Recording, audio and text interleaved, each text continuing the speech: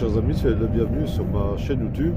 Je fais souvent des vidéos sur les insectes ou sur les araignées. Donc ici c'est une vidéo sur les perdiadèmes. Donc c'est la grosse araignée que l'on trouve souvent à cette saison au mois de septembre, au mois d'août.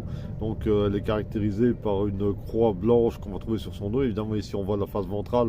Donc la croix blanche, on ne pourrait pas la voir. Ici voilà, elle est juste au milieu de sa toile. Elle fait des toiles orbiculaires qui sont juste magnifiques.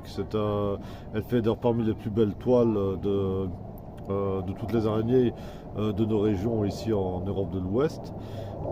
Cette araignée, elle est en pleine saison de reproduction. Donc l'individu que vous voyez ici, c'est une femelle qui est caractérisée par un gros abdomen. Mais le mâle est beaucoup plus petit, il a un petit abdomen et il a surtout des pédipalpes ronds qui vont lui servir à... donc c'est les deux espèces de petites pattes qu'il y a devant. J'ai déjà fait des vidéos sur la différence entre le mâle et la femelle. Je vais la mettre ici je vais la mettre en commentaire. Et souvent le mâle doit venir sur la toile de la femelle pour se reproduire avec elle. Et il a intérêt à lui apporter une proie comme cadeau. Autrement, si la femelle n'a pas de cadeau, c'est le mâle qui risque d'y passer. Ceci dit, dans les trois quarts du temps, le mâle finit par se faire dévorer, ce qui est dans l'intérêt de l'espèce d'ailleurs, puisque comme ça la femelle va avoir beaucoup plus de réserve pour ses œufs, etc.